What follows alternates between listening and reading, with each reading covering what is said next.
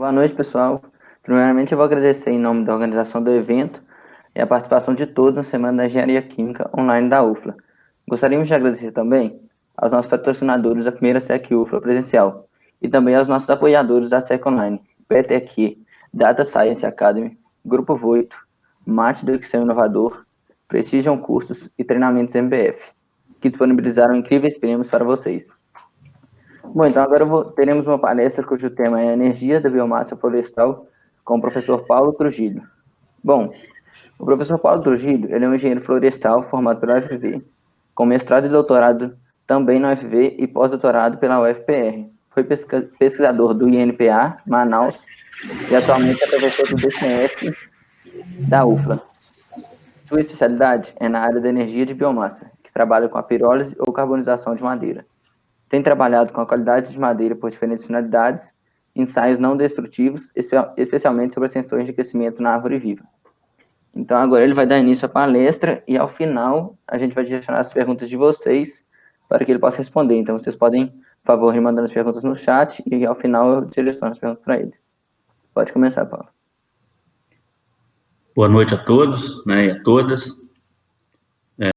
Gostaria de agradecer à comissão organizadora, né, da primeira semana de Engenharia Química da UFLA pelo convite, né, para a gente poder discutir um pouquinho, né, sobre a questão da energia da biomassa, né, florestal, né, porque eu sou engenheiro florestal, né, mas a energia da biomassa, de um modo geral, ela vai estar contemplada, né, nessa minha apresentação. Eu só vou dar enfoque mais à parte florestal, porque nós trabalhamos mais com a parte florestal do que com a energia da biomassa de forma mais generalizada, né? Porque existem vários tipos de biomassa. Então vamos começar, para a gente não perder tempo. Bom, a biomassa, né, é toda a matéria de origem vegetal ou animal, né? Ela pode ser subdividida em fração orgânica e fração inorgânica, né? Porém, do ponto de vista energético, né, o que interessa é a fração orgânica, né? A fração inorgânica, apesar dela participar, né, de alguma reação química, mas ela, do ponto de vista da liberação, né, da energia, ela é menos interessante e às vezes até prejudicial. A biomassa lignocelulósica, né, é fonte de energia renovável, e isso é uma característica fundamental, né, da biomassa. É claro que, para ser renovável, né, é necessário que a biomassa ela seja reposta, né? Então, a biomassa ela é uma fonte renovável, porém, né, para que ela se caracterize nessa condição de ser renovável, ela precisa ser renovada, senão ela não será renovável. Então, é preciso que a biomassa seja cuidada, né, para que ela seja reposta e aí sim ela, né, promover os benefícios ambientais que ela tem. Bom, a biomassa madeira, né, ou resíduos lignocelulósicos, né, eles estão caracterizados mais ou menos dentro do mesmo critério. É claro que existe a questão das diferenças, né, especialmente a diferença química. Seu uso pode ser direto ou indireto, eu vou comentar para vocês tanto, né, o uso direto como o uso indireto. Né? E a energia, né, da biomassa, geralmente ela provém, né, das entalpias de combustão, tanto do carbono quanto do hidrogênio. Né? Logicamente que em algumas biomassas o enxofre também pode estar presente, mas o enxofre é um elemento que não é desejado. Bom, a biomassa florestal, né, são as árvores, né, é o que a gente trabalha mais, é uma biomassa compartimentalizada, né, nós podemos dividi-la em fuste, né, que é o tronco das árvores, né, folhas, galhos e raízes. Né, é isso que compõe basicamente a árvore. Né, e a gente está mais interessado, é claro, né, no fuste, porque ele, né, é o que apresenta, né, a maior quantidade de matéria e, logicamente, é onde está estocada, né, a maior quantidade de energia. Né. Então, esses compartimentos possuem aspectos diferenciados, características químicas diferentes, né, e dentro, né, desse conceito de florestas energéticas, né, o tronco ou o fuste, né, é o que estoca mais energia. Né. E dentro do fuste, né, os componentes que compõem, né, os tecidos que formam o fuste, né, são a celulose, as hemiceluloses, né, algumas pessoas chamam de polioses, né, a lignina, que é um componente fenólico, né, e os extrativos. Né? Os extrativos são componentes que não fazem parte, né, da estrutura, né, de formação. Né? Os extrativos são componentes que estão inseridos, né, dentro da madeira, mas eles não fazem parte da composição química estrutural. Bom, conhecer esses componentes, né, é necessário, né, e a lignina e alguns tipos de extrativos são os mais energéticos. Né? Isso porque são componentes de origem fenólica, né, e os componentes de origem fenólica geralmente são mais ricos em carbono e por isso são mais energéticos. Bom, a obtenção da energia a partir da biomassa, né, para você obter a bioenergia, ela pode ser feita em duas possibilidades. A direta, que é a combustão, né, aí você tem as caldeiras, né, os fogões, fornalhas, né, as termoelétricas, né, esses equipamentos, né, utilizam a madeira de forma direta. Né, então você queima completamente a madeira nesses sistemas para obter a energia térmica. E a forma indireta, né, é a conversão, né, é a transformação, né, no caso nossa, da madeira, né, em outros produtos, né, que também serão energéticos, e aí esses produtos podem ser sólidos, líquidos ou gasosos, e aí nós temos uma série de processos, né, que vão fazer essa transformação. Né, a carbonização, a pirólise, né, é o que nós mais trabalhamos, né, aqui na UFA, né, mas ainda tem a gaseificação, tem a hidrólise, tem a liquefação e outros processos aí também que podem ser utilizados. Né. Eu vou comentar um pouco sobre alguns desses processos e vou informar outros mais adiante. O uso direto, né, que é a combustão, né, a combustão é uma reação francamente exotérmica, ou seja, uma reação de liberação de energia térmica. Né. Então, a parte orgânica ela vai ser oxidada e vai, né, liberar calor. Né. A composição química, né, que vai afetar essa liberação. Né. As reações, né, básicas da combustão são essas três aí. Né. A entalpia, a reação, né, de oxidação do carbono, do hidrogênio, e se tiver enxofre, né, o enxofre também será oxidado e gerará uma certa quantidade de energia. Né. O problema do enxofre é que ele gera, né, esse gás aí, né, o dióxido de enxofre, que é um gás que vai promover uma série de consequências negativas, né, negativa do ponto de vista ambiental, né, que é um gás que pode gerar, né, a chuva ácida, né, porque em contato com a umidade do ar, ele pode gerar ácido sulfúrico, né, diluído e gerar chuva ácida. E ele também pode promover, né, a corrosão de equipamentos de combustão. Né? Então, portanto, ele é indesejável. Né? Então, se não tiver enxofre, é melhor. E a biomassa tem essa característica.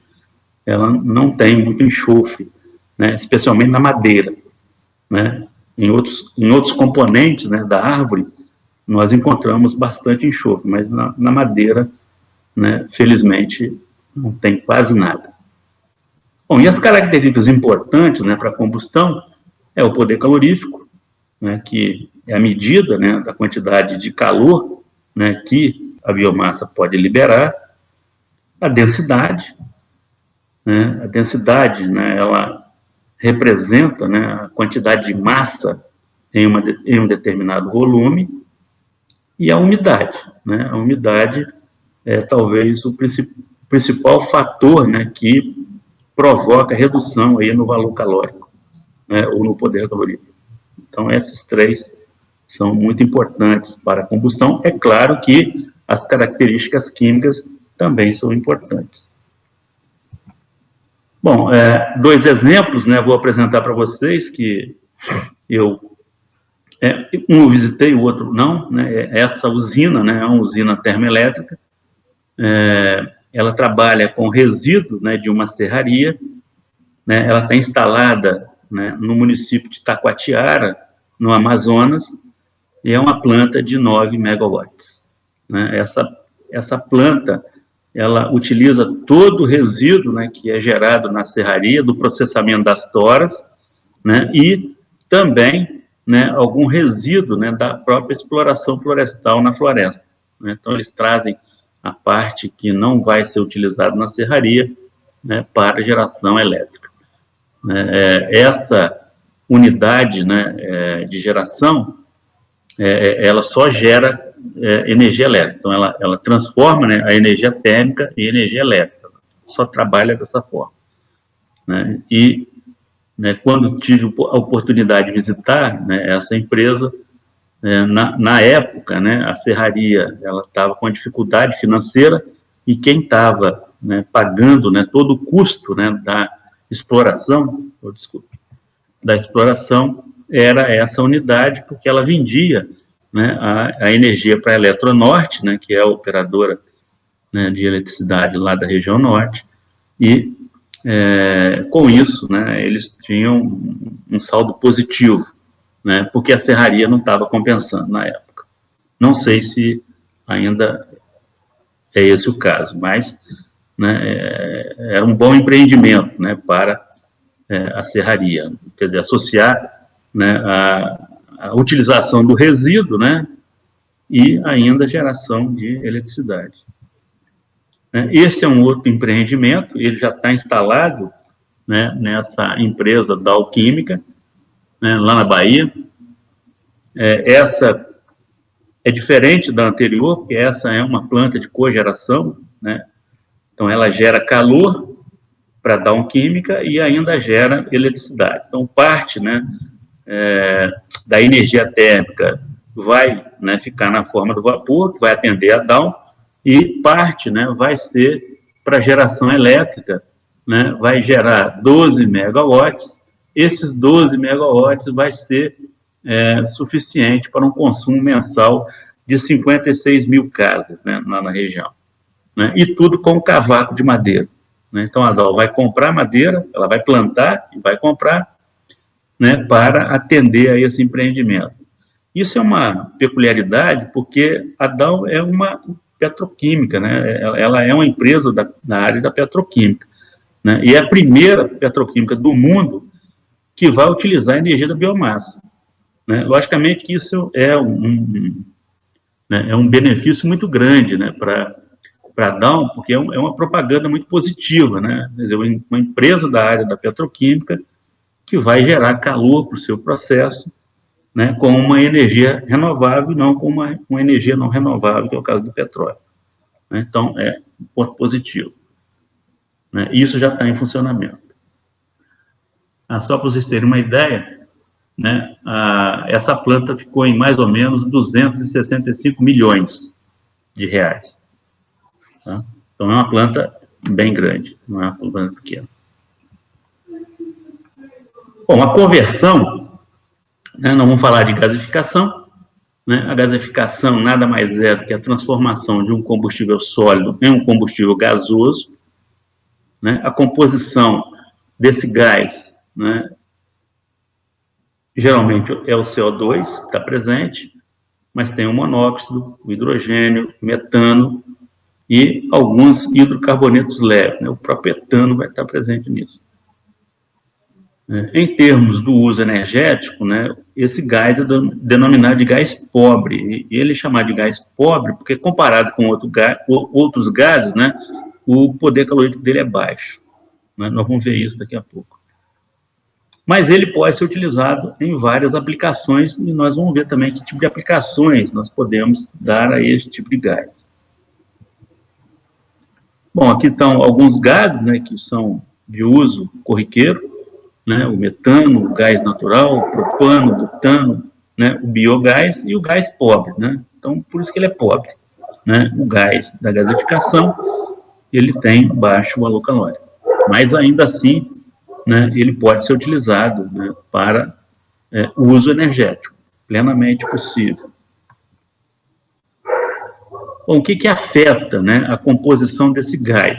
Bom, o que afeta a composição sempre vai estar associado ao gasificador, né? Que tipo de gasificador, né, você está utilizando, né, se é um gasificador co-corrente, contracorrente, né, ou se é de leito fixo ou de leito em suspensão, né.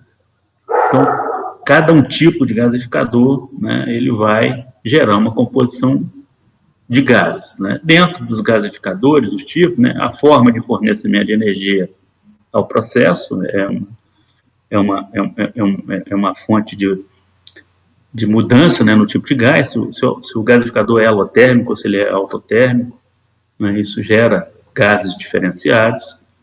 Introdução ou não de vapor da água junto com o comburente, que pode ser o ar ou o oxigênio, né. Se o comburente for o ar, por exemplo, né, no ar nós temos muito nitrogênio, né, então esse nitrogênio vai estar presente lá na composição do gás, porque o nitrogênio não vai sofrer nenhum tipo de reação, né, então ele vai diluir, né, o gás. Se for oxigênio, melhor, mas se for oxigênio, você tem também você tem um processo mais caro, né, para usar oxigênio puro. Tempo de retenção da carga, né, e o sistema para retirar de gases e de outros produtos. Claro que alguns produtos podem ser gerados, especialmente dependendo do tipo de gasificador, né. Por exemplo, o contracorrente, né, é um sistema que lança, né, junto com o gás, né, esse gás mais leve, né, gases mais pesados, né, alguns vapores, né, que são propícios, né, da pirólise ou da combustão, da carbonização, desculpe. Né, então, esses vapores, eles vão estar contaminando o gás, né, e aí, do ponto de vista energético, isso é uma coisa boa, mas para a síntese, por exemplo, já não é uma coisa muito boa, né? Esse gás precisa ser limpo, senão você não consegue a síntese. Bom, associados à matéria-prima, né, aí você tem a umidade realmente ela é ruim, ela vai afetar negativamente, né, o valor calórico do gás, vai diminuir bastante, então quanto mais umidade, né, tiver na matéria-prima, pior. A granulometria do combustível, quer dizer, o tamanho da partícula, né, ela vai influenciar. A composição química do combustível, né, está mais associado aos teores de carbono e de hidrogênio, né, logicamente vai afetar, né, o valor calórico. E a densidade ela vai afetar a ocupação física do reator, né. Materiais mais densos, você vai, né, adicionar mais matéria, né, mais carbono, mais hidrogênio, portanto, você vai ter, né, uma ocupação melhor e, logicamente, uma geração de gás maior. Bom, as aplicações, né, desses gases, né, servem para várias coisas, né? Combustível, né, em forno de cal, forno cerâmico, motores a diesel, gasolina. Vou mostrar para vocês depois exemplo, né, de uso desses gases, né, acionando motores a diesel e gasolina. Turbinas a gás, gerador de vapor, né, e vai por aí adiante. Redutor direto em forno siderúrgico, esses gases também podem atuar como redutor, né, na siderurgia, no ferro gusa. Como matéria-prima, a produção de gás de síntese, né, o syngas, né, para síntese de metanol, amônia, combustíveis líquidos, né, diesel verde, gasolina verde, e vai por aí afora. Né? Então, esse gás, para síntese, né, é claro que ele, né, para ele ser útil, né, nessa aplicação, né, talvez seja a aplicação mais nobre desse gás, né, você precisará, logicamente, estar dentro de um conceito, né, de biorefinaria, né, para você ter catalisadores, né, e reatores que vão promover a síntese desses vários produtos aí que podem ser obtidos, né, com esse gás, especialmente o monóxido, né, e o hidrogênio, né, que é o gás para síntese. Bom, aqui só um exemplo, né, de veículos, né, movidos, né, com esses gasificadores, né, na época eles eram chamados até de gasogênio, né, mas são gasificadores, né, que vão gerar o gás. Esse gás ele tem, né, valor calórico, então ele pode ser queimado, né, no motor, e, logicamente, acionar, né, o veículo. Né? Na década de 70, né, esse conceito ele foi muito bem aproveitado, né, porque foi o ápice, né, da crise do petróleo na década de 70, né, e aí, né, alguns veículos, né, já tinham, né, a oportunidade de acoplar esses implementos. É claro que você aumenta, né, logicamente, o peso do veículo com o implemento, mas ele funcionava perfeitamente. Inclusive, né, no setor rural, né, isso era muito mais utilizado, porque o acionamento de tratores, né, poderia ser com gasificadores, né, o acionamento de bombas estacionárias, né, para irrigação, por exemplo, né, e até para a eletricidade. Tá? Em algumas localidades, os gasificadores geravam, né, eletricidade também. Bom, a conversão pirólise, né, ou carbonização, é o que nós mais trabalhamos aqui na UFA. Né? A pirólise, né, ou a carbonização, é uma forma de decomposição térmica, né? No caso nosso, usamos a madeira, na ausência ou presença controlada do oxigênio, que é o gás comburente, né? Deixando como produto sólido o carvão vegetal. Né? Então, aqui tem um esquema, né? Você tem a madeira, né? A madeira, na ausência do oxigênio, gerando carvão mais gases, geralmente é chamada de pirólise. Né? E a madeira, no controle do oxigênio e temperatura, gerando carvão mais gases, geralmente é chamada de carbonização. Né? Essa é a diferença básica entre pirólise e carbonização, mas o efeito é mais ou menos o mesmo. Né? É claro que, como a atmosfera, né, no caso da pirólise não oxidativa e no caso da carbonização oxidativa, vão gerar alguns gases diferenciados, né? Mas a intenção é praticamente a mesma. Né? E dentro da fração gasosa, nós temos gases que podem ser condensáveis e gases que não são condensáveis. Né? Os gases condensáveis, né, geralmente nós chamamos eles de bioóleo. Tá? Então, os bioóleos, né, fazem parte dessa fração condensável. Né? E os não condensáveis são aqueles gases da gasificação, né? Os gases leves, né? Dióxido, monóxido, né? Metano, hidrogênio, vai por aí afora. Bom, aqui tem um esquema, né, da carbonização. Né? Eu vou me dedicar mais à carbonização, porque é o que nós fazemos no laboratório. Né? Então, a decomposição térmica para a carbonização ela tem que ocorrer em temperaturas superiores a 300 graus. Depois nós vamos ver por que isso tem que ser superior a 300 graus. Tá? Né, em temperaturas inferiores a 300 graus, né, estou falando de carbonização. Nós vamos ver depois alguns processos que, né, esse conceito pode até mudar, mas para carbonização tem que ser em temperaturas superiores a 300 graus. Né? Bom, eu tenho então a madeira, né? Eu tenho que ter um ambiente onde eu permita o controle do oxigênio e da temperatura, a decomposição térmica vai ocorrer, aí eu vou separar, né, as frações sólidas e gasosas. Né? Bom, eu posso aplicar pesquisa e desenvolvimento em processo, que me permita esse controle melhor, tanto da admissão do comburente e da temperatura. Eu posso aplicar pesquisa e desenvolvimento nos produtos, tanto da fase gasosa quanto da fase sólida. Né? No caso nosso, né, nós pesquisamos para produzir o carvão vegetal, que vai ser destinado à siderurgia. Né? Mas, né, nós podemos, né, obter carvão para outras finalidades. Eu vou falar depois para vocês que tipo de outras finalidades nós podemos dar ao carvão. Né? E no caso dos gases, né, nós podemos separar os condensáveis dos não condensáveis e também, né, aplicar pesquisa e desenvolvimento para esses materiais. Né? No caso da fração condensável, né, existem muitos produtos, né, que podem ser valiosos. Né? Fenóis, por exemplo, né, que podem ser separados. Né? É claro que, né, essa fração gasosa, né, ela pode ser muito bem aproveitada dentro do conceito de uma biorefinaria. Tá? Bom, e nós, né, trabalhamos mais com a pesquisa e desenvolvimento de matéria-prima.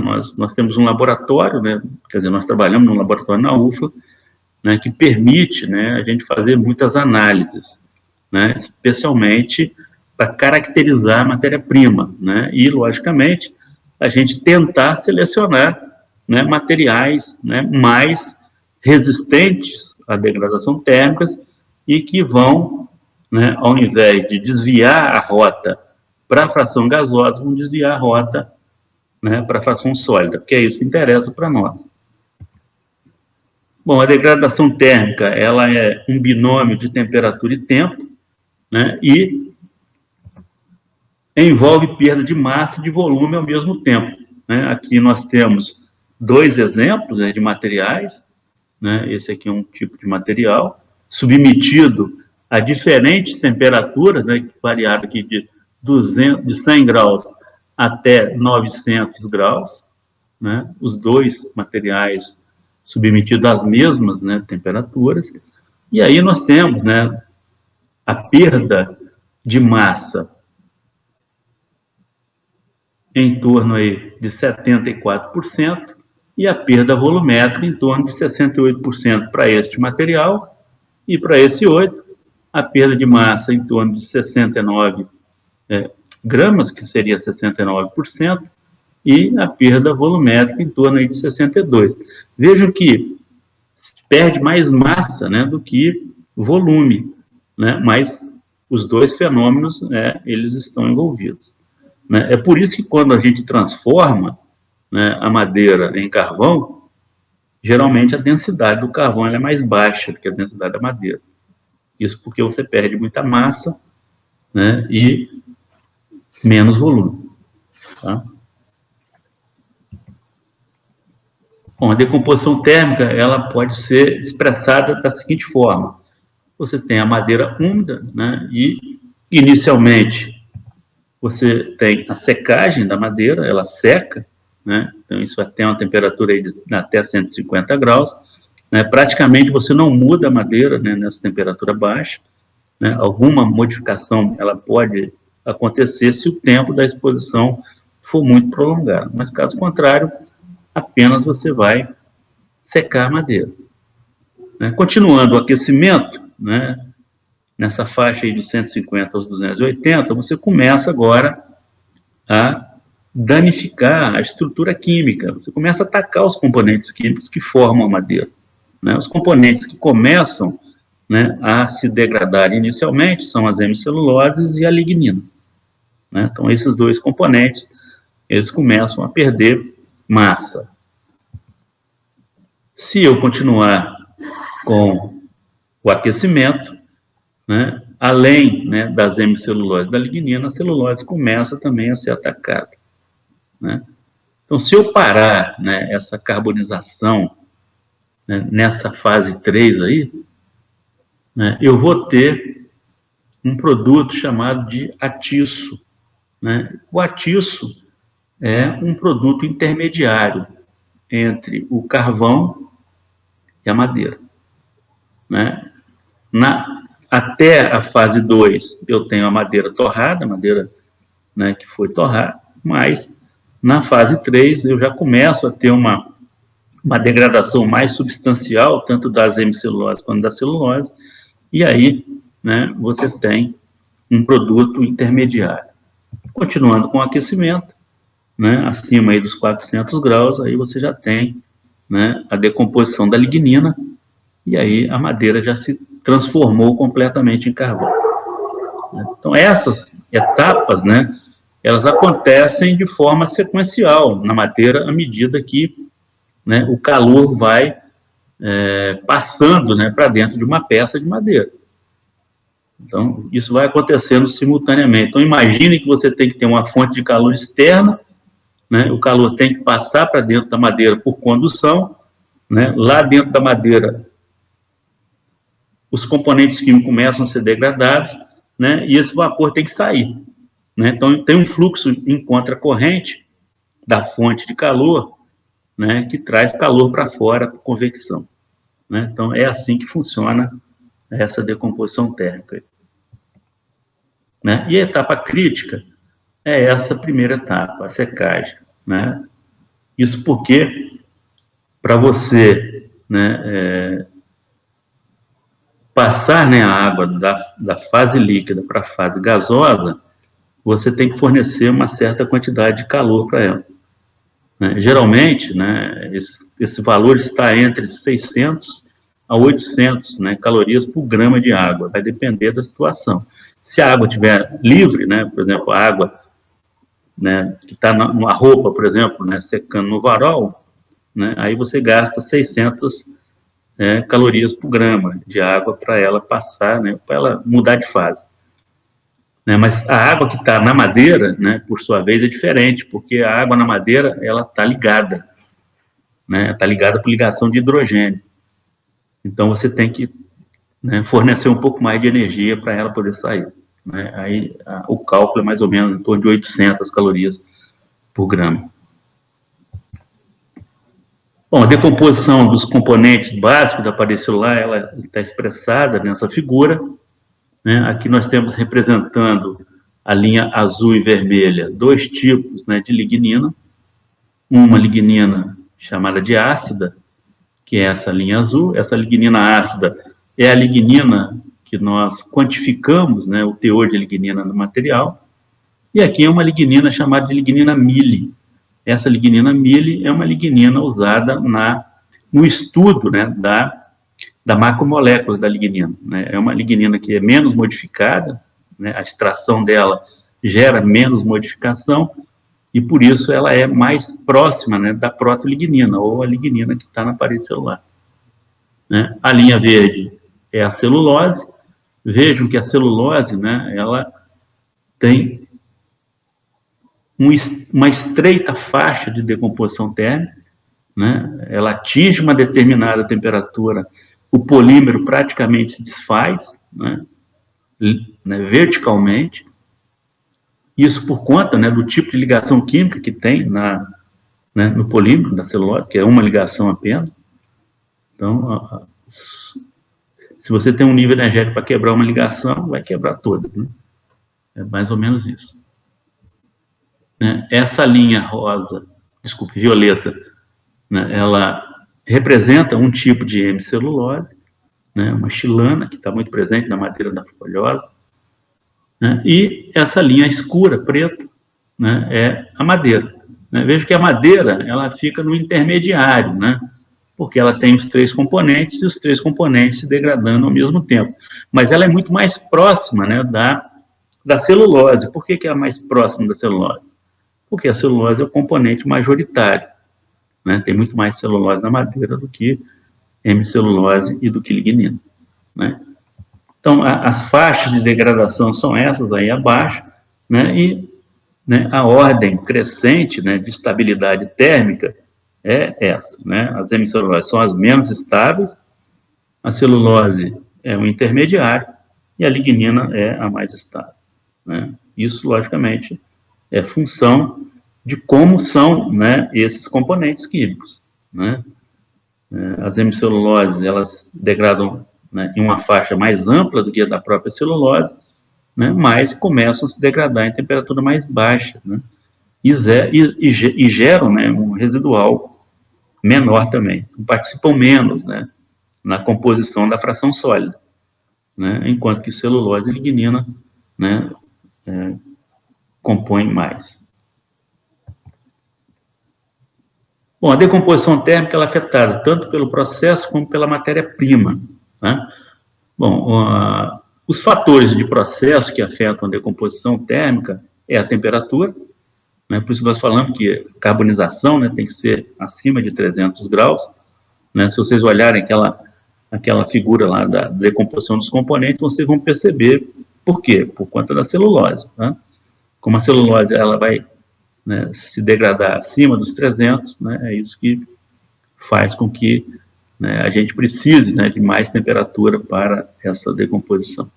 Então, e a temperatura é um fator também mais estudado, tem muitos trabalhos na literatura, né, falando sobre o efeito de temperatura, né, tanto nos produtos gasosos quanto nos produtos sólidos. Taxa de aquecimento, também tem alguns trabalhos na literatura sobre taxa de aquecimento. Para nós, aqui no Brasil, né, não é muito estudado, né, taxa de aquecimento, porque nós trabalhamos sempre com a piróise lenta. Né? Então, para a geração, né, da fração sólida, né, as taxas de aquecimento não podem ser muito rápidas. Né? Taxa de aquecimento rápida, né, logicamente, favorece a fração gasosa. Então, nós usamos sempre taxas muito baixas, então a gente não trabalha, né, com taxa de aquecimento. Pressão, né, também não temos processos que utilizam pressão, nem pressão positiva, nem pressão negativa. Né? Então, os processos não têm pressão envolvida. Pressão é geralmente atmosférica ou um pouquinho acima da atmosférica, dependendo do sistema. O fluxo gasoso, né, dentro do sistema de produção, né, e o tipo de forno. Né? Existem vários tipos de fornos. Eu não vou me deter à forma, se alguém tiver depois alguma dúvida, nós podemos discutir um pouquinho no final. Bom, em relação à madeira, aí já tem várias, né, coisas que a gente tem que fazer. Né? Então, a gente tem que avaliar a espécie, tem que avaliar clone, tem que avaliar a procedência, né, da onde que vem esse material. E aí, né, dentro, né, desse elenco de espécies, clone e procedência, né, são as características que mais interessam para nós. Densidade básica, né, umidade, composição química, aí entra a lignina, né, porque ela é muito estável termicamente, e a relação SG da lignina, depois eu vou falar para vocês dessa relação, né, os extrativos e os minerais, fibras, né, dimensão de fibra. A fibra é o tecido majoritário do lenho, né, especialmente das folhosas. Porcentagem de tecidos, né, se tem parênquima, né, se tem mais fibra, elementos condutores, e vai por aí afora. A relação cerne e albuno, que são dois componentes, né, que fazem parte da madeira. Né. Geralmente, a parte mais central é chamada de cerne, e a parte mais periférica, né, do lenho é chamada de albuno.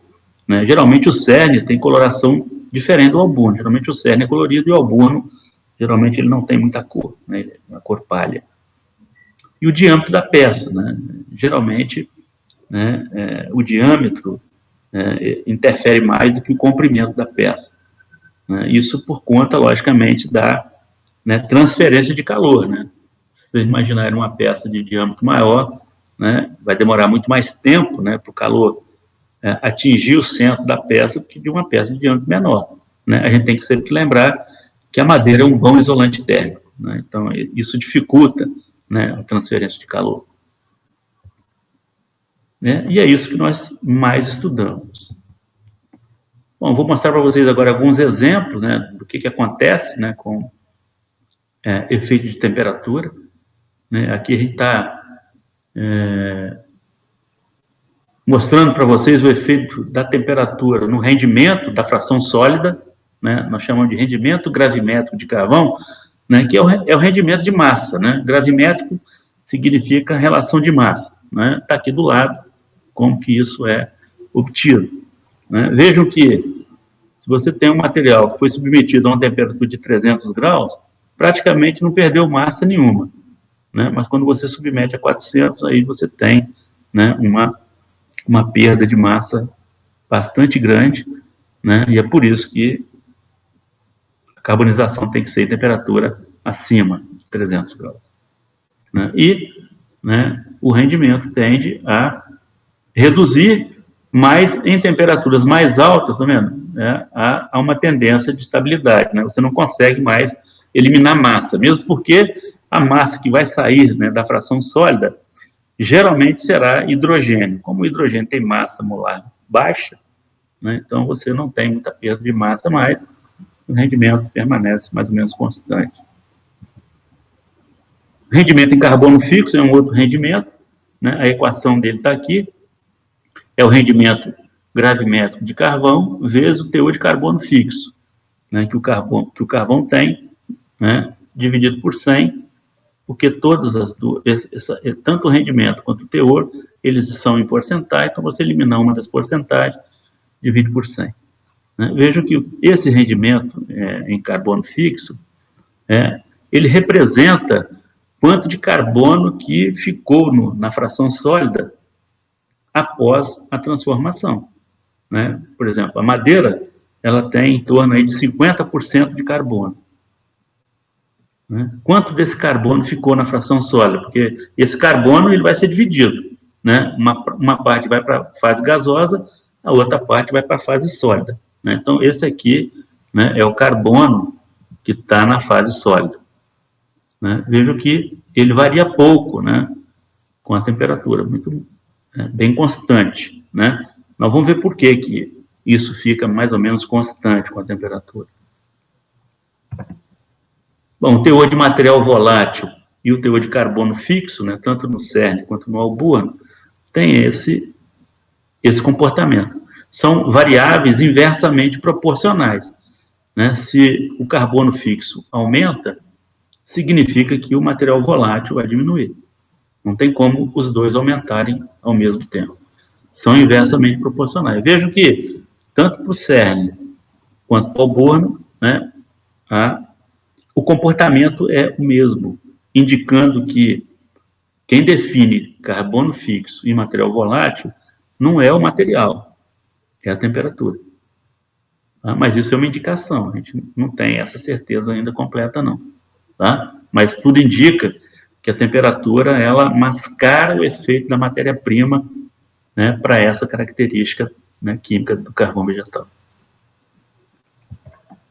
Teor de cinzas, né, e o poder calorífico, também dos dois, né, do cerne e do alburno. Vejo que há uma concentração, né, dos minerais à medida que você aumenta, né, a temperatura de exposição. Na verdade, esse é um aumento relativo, porque não tem como você introduzir mineral no material, né? É o material que é mineral, que estava presente, né, quando ainda era madeira, né, e à medida que você vai aumentando, né, a temperatura, né, proporcionalmente ele vai ficando mais concentrado. Por quê? Porque a massa vai diminuindo, né? Então, se você perde massa, né, massa que você perde é a fração orgânica. Se a fração inorgânica não se altera, é claro que ela fica mais concentrada, né? E veja o que acontece com o valor calórico, né? Ele aumenta à medida que você aumenta as temperaturas, né? Existe um aumento bem expressivo até aqui em torno dos 600 graus, e depois você tem aumentos menores, né? Por que esses aumentos são menores a partir dos 600 graus? Um fato está aqui, né? Se eu estou concentrando, né, o mineral, é claro que eu vou reduzir a fração orgânica, então, né, o valor calórico ele não vai aumentar muito, tá? Então, esse é um fato. Bom, e o outro fato é que em temperaturas mais altas, né, eu perco muito hidrogênio, né? Então, se eu perco muito hidrogênio, eu perco talvez o elemento, né, eu perco o elemento mais energético, tá? Então, a perda de hidrogênio é que vai refletir também negativamente aí, né, no aumento do valor calórico. Então, concentra mineral e perde hidrogênio. Isso faz com que você não tenha, né, um aumento expressivo. Uma outra característica que o carvão tem é a densidade dele, nós chamamos de densidade relativa aparente. A densidade ela tem um comportamento bem típico no carvão, né? Você começa com o carvão de densidade mais alta, né, o carvão obtido em temperaturas mais baixas, né, e ele vai, a partir de um determinado ponto, né, no caso aqui do cerne, em 550 graus, e no caso do alburno, a partir dos 500 graus, né, há uma inversão, né, no valor da densidade, passa a aumentar. Então, são pontos de mínimo, né, dessa função, e esse aqui é um ponto de mínimo dessa função.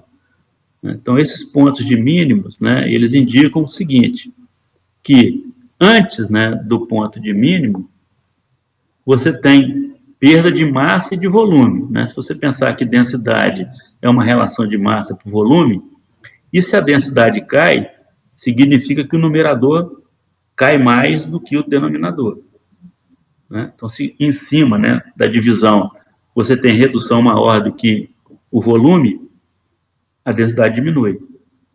Né? A partir de um determinado momento, ocorre uma inversão, né? Onde você tem, né, nesse lado aqui da curva, né, massa sendo perdida, mas em menor quantidade do que volume.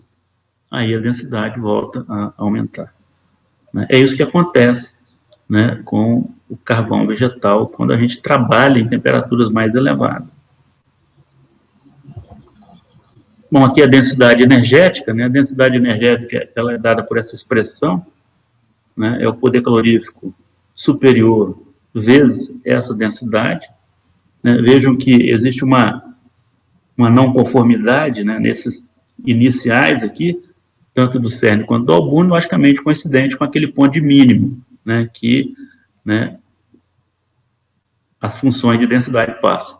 Né? Mas, à medida que você aumenta, né, existe um aumento dessa densidade. Logicamente, quanto mais densidade energética tiver o carvão, melhor.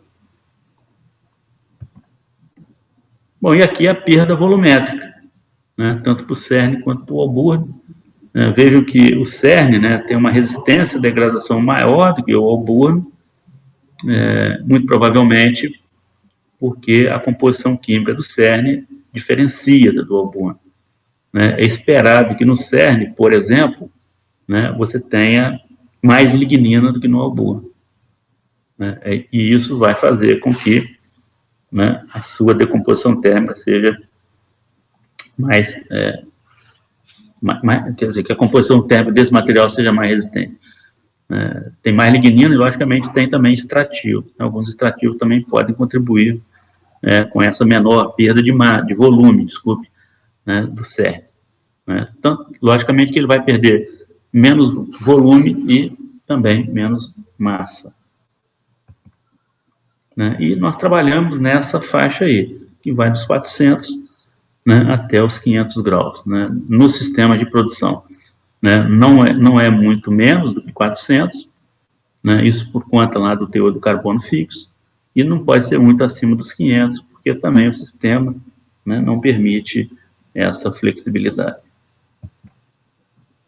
Bom, o efeito da matéria-prima, né, eu já falei para vocês, espécie, procedência, clone, né, composição química lignina, né, relação SG, que eu vou comentar para vocês daqui a pouco, né, algumas propriedades físicas, tipo densidade, e alguma coisa da anatomia, e aí tem várias coisas, fibras, né, dimensões, proporção, e vai por aí afora.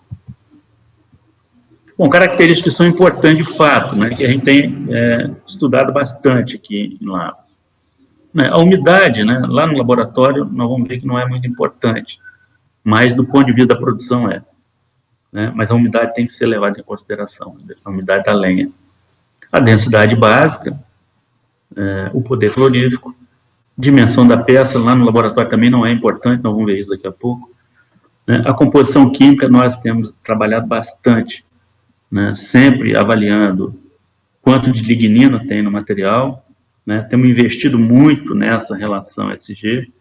Né, a relação SG é a relação entre o monômero siringil e o monômero guaiacil que formam a macromolécula. Né. Relação SG é porque nós trabalhamos com folhosa, tá? Mas existe também o monômero, né, H, tá? Mas a relação SG que nós trabalhamos, nós queremos sempre uma relação mais baixa, né? Nós vamos ver depois por que isso, especialmente para que isso reflita positivamente no rendimento. Né?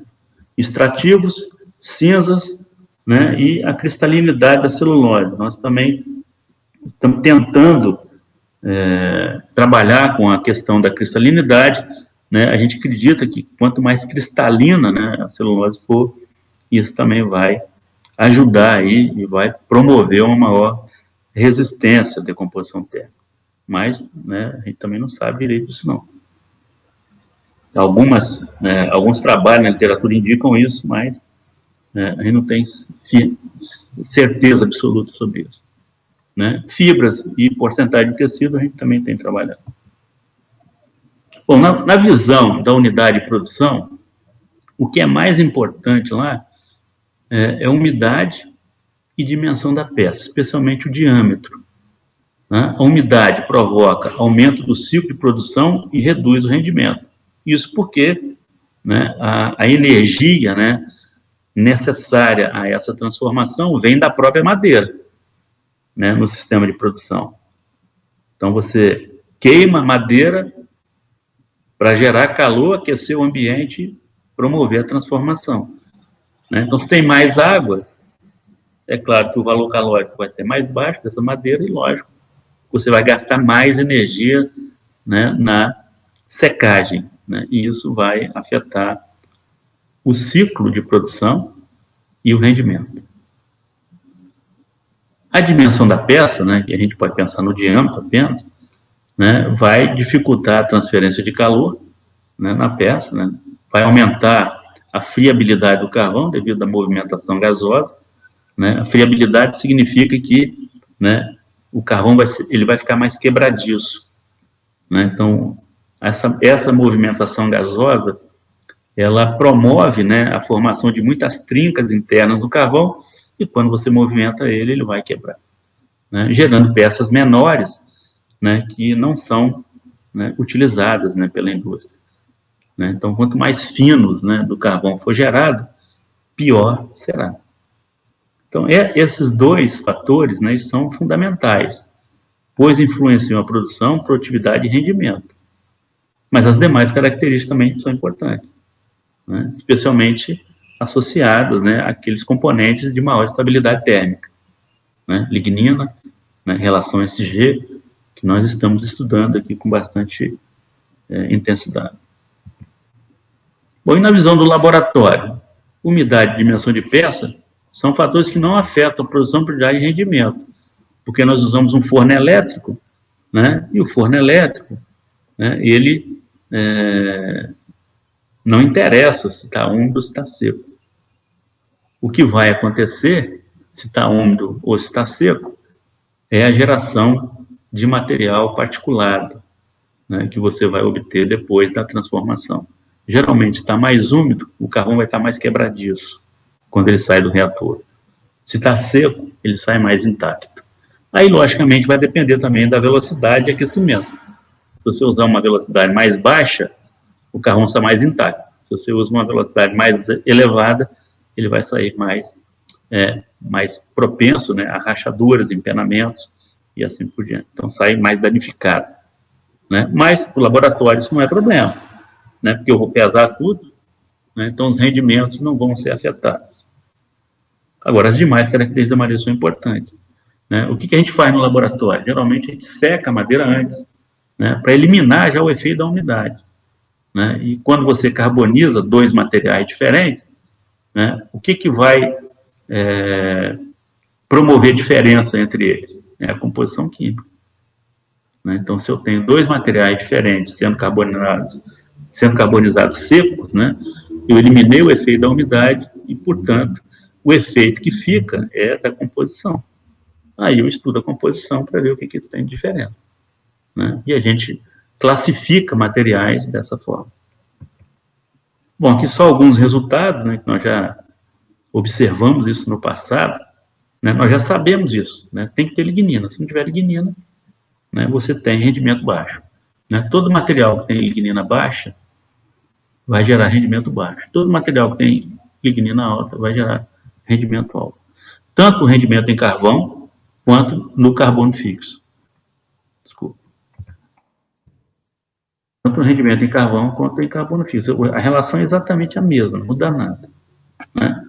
Isso acontece por conta da macromolécula lignina.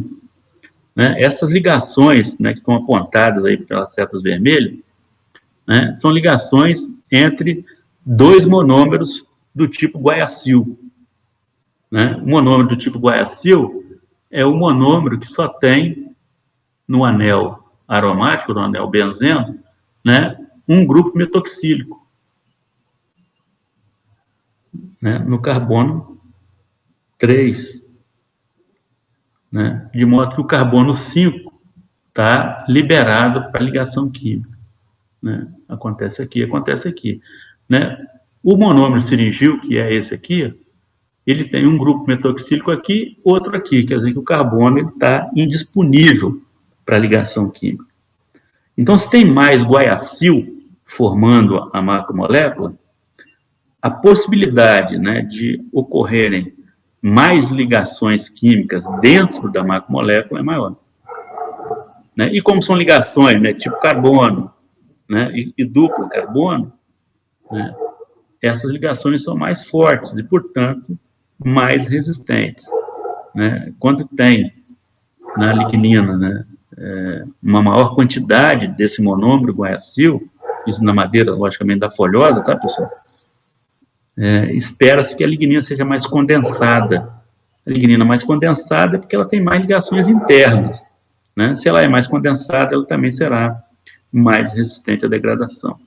Né? Então, essa relação SG, ela vai informar para nós, né, quanto, né, de seringuil tem ou pelo de guaiacil. Né? Então, quanto mais baixa for essa relação, mais condensada será a lignina e mais resistente à degradação térmica ela será. Desculpa.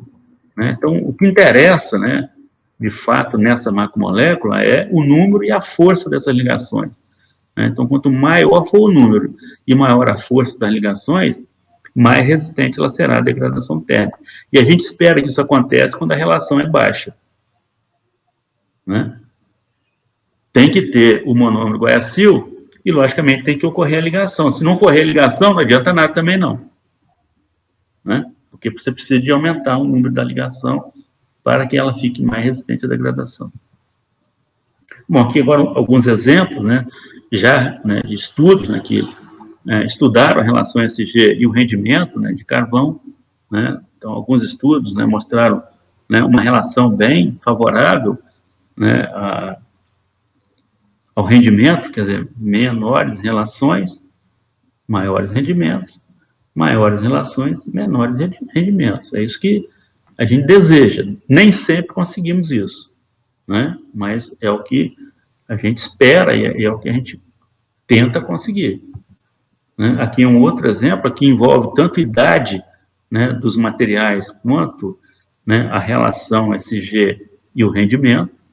Né? Esse clone aqui em vermelho, ele mostra para a gente o que a gente achava que seria típico para todos.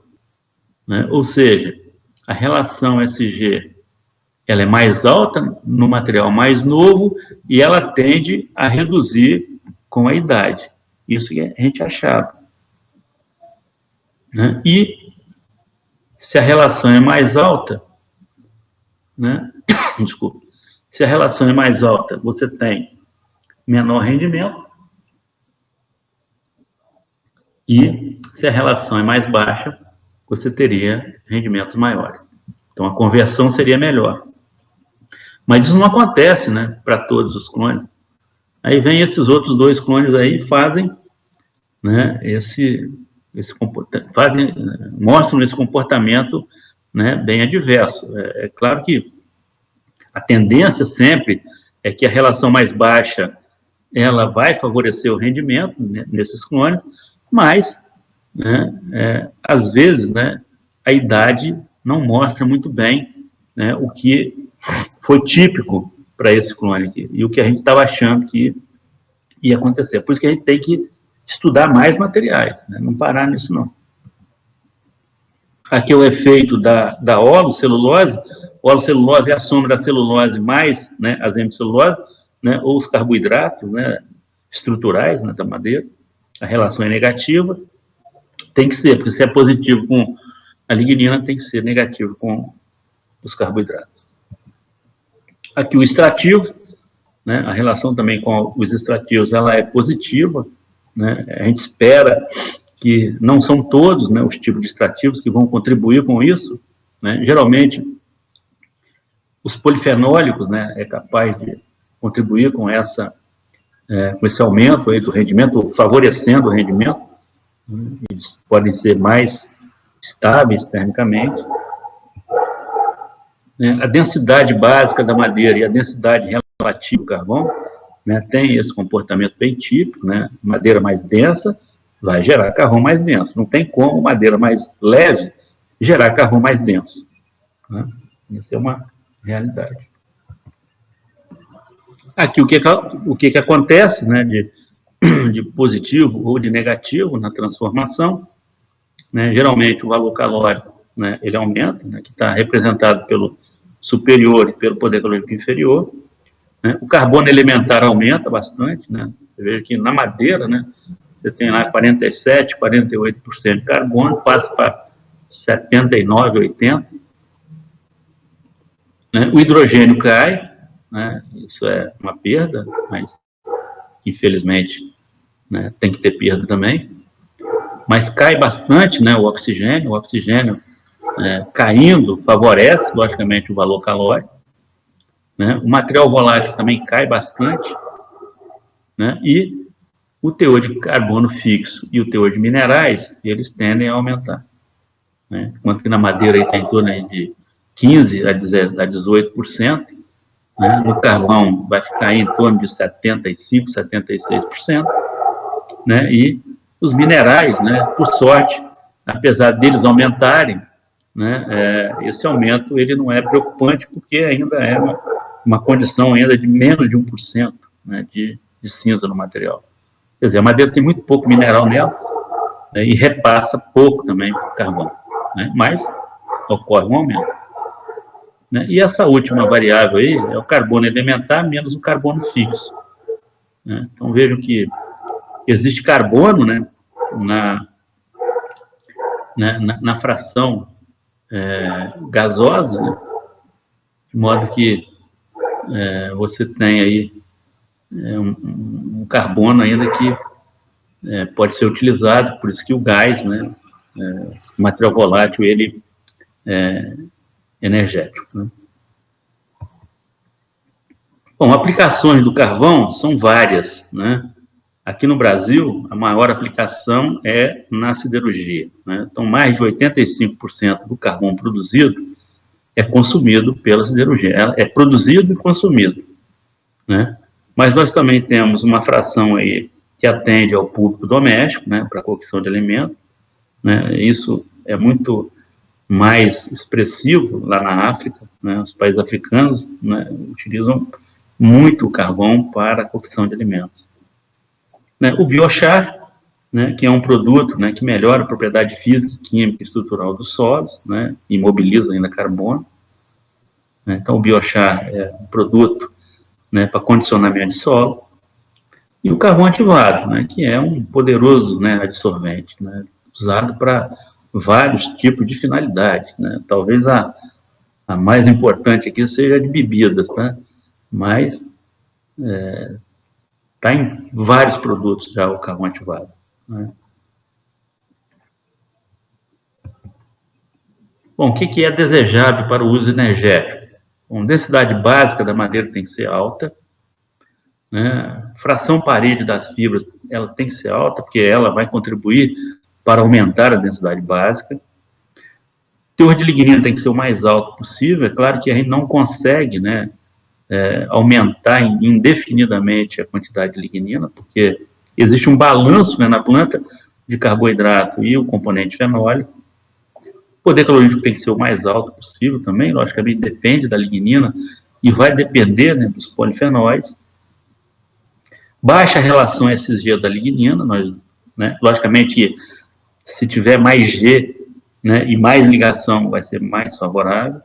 Baixo teor de cinza, isso a madeira já tem, de fato, né, sem enxofre, tá? Se vocês podem acrescentar aí, né, madeira tem que ser isenta de enxofre, ou a biomassa, né, isenta de enxofre é a melhor que tem, né, e a umidade tem que ser baixa.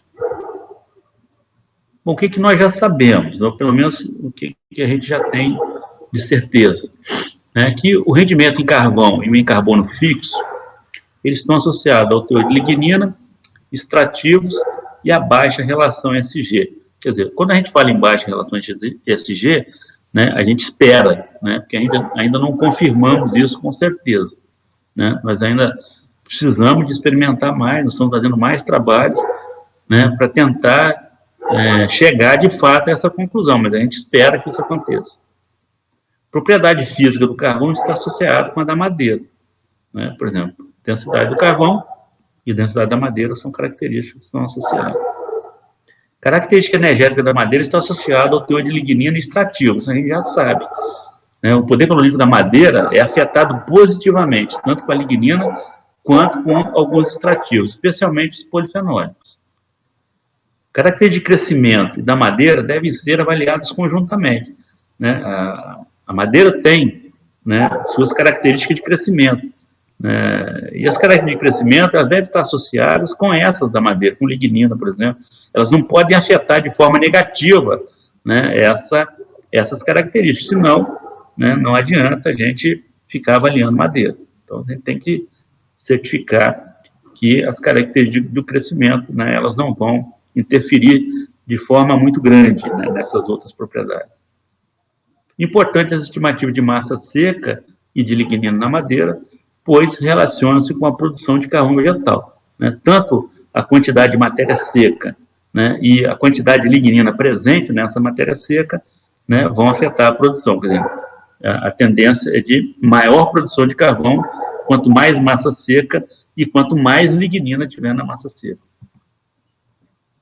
E qual que é a qualidade desejada?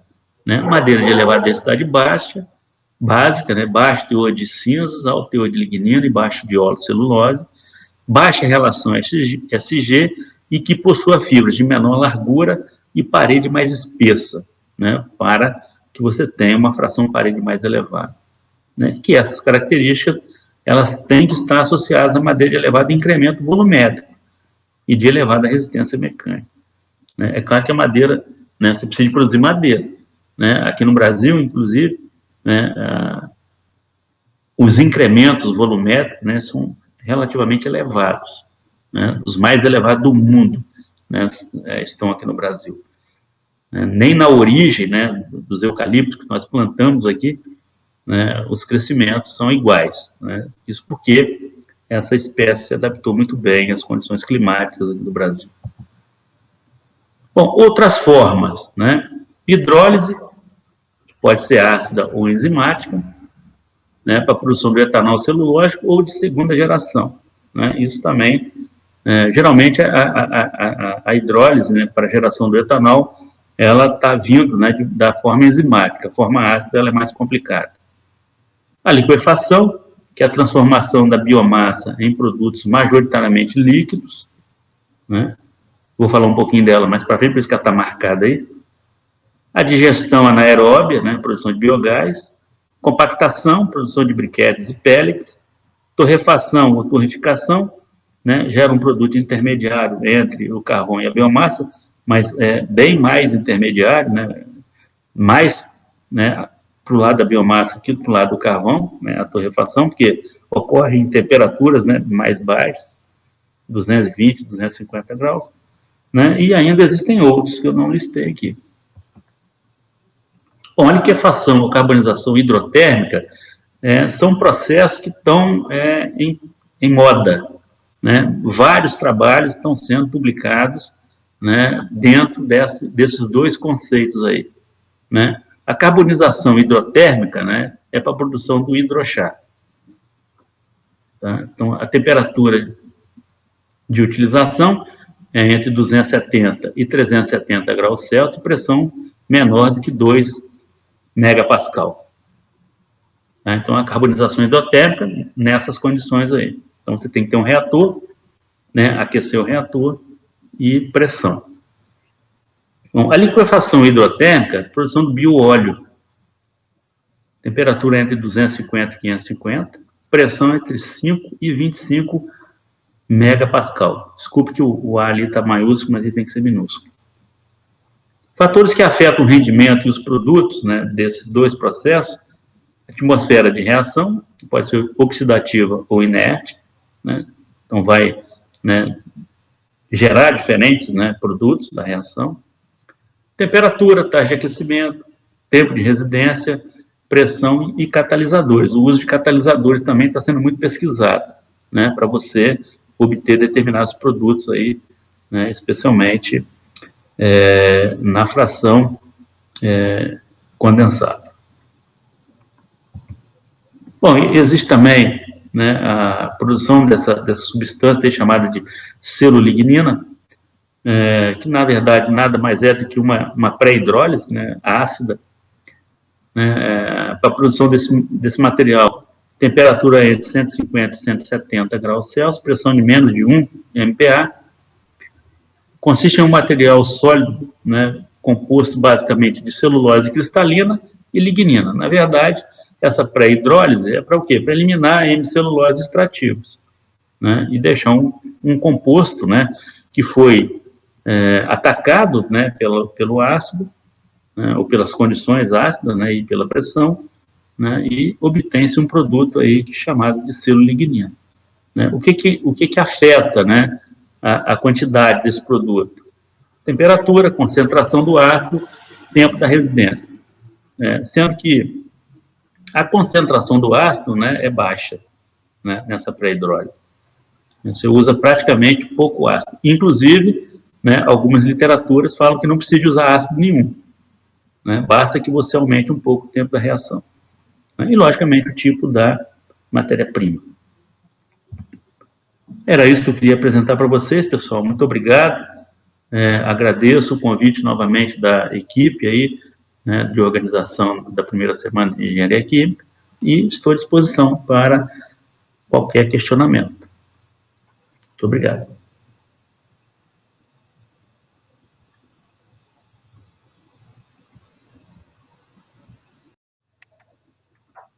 Bom, muito obrigado, viu, Paulo? Eu vou te passar as perguntas do pessoal que mandou no chat agora, Ok.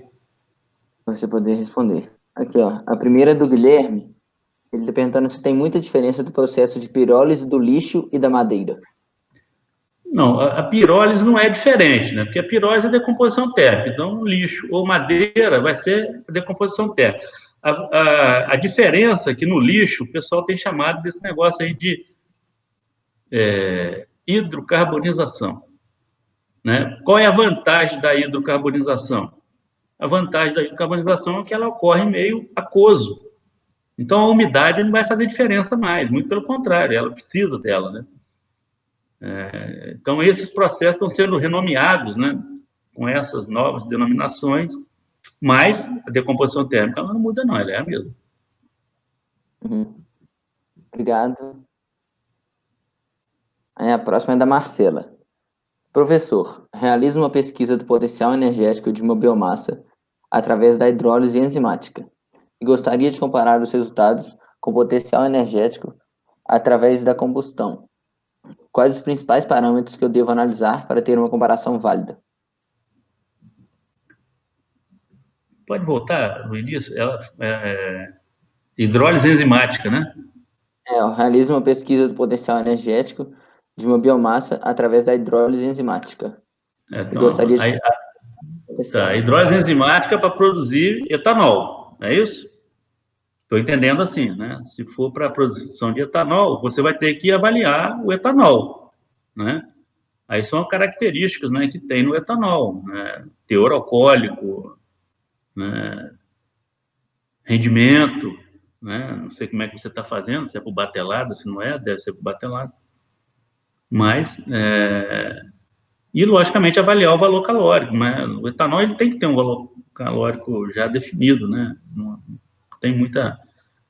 talvez o que você vai ter que fazer mesmo é avaliar a eficácia, né, da hidrólise enzimática, né, e o rendimento, né, desse composto aí que você está interessado. Acredito que seja isso, tá? Mas a gente pode depois, né, entender melhor esse processo seu para a gente poder ajudar mais. Né? Tá muito vago, né, essa pergunta sua. Uhum. Okay. Bom, de pergunta vai só isso. Deixa eu ver se ela quer complementar alguma coisa, que às vezes ela manda no chat. Complementando. Só ver se ela está aqui no streaming.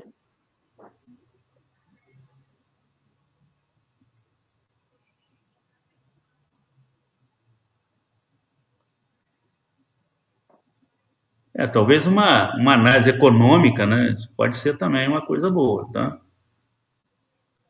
Né, para saber da eficácia, né, do método que você está usando.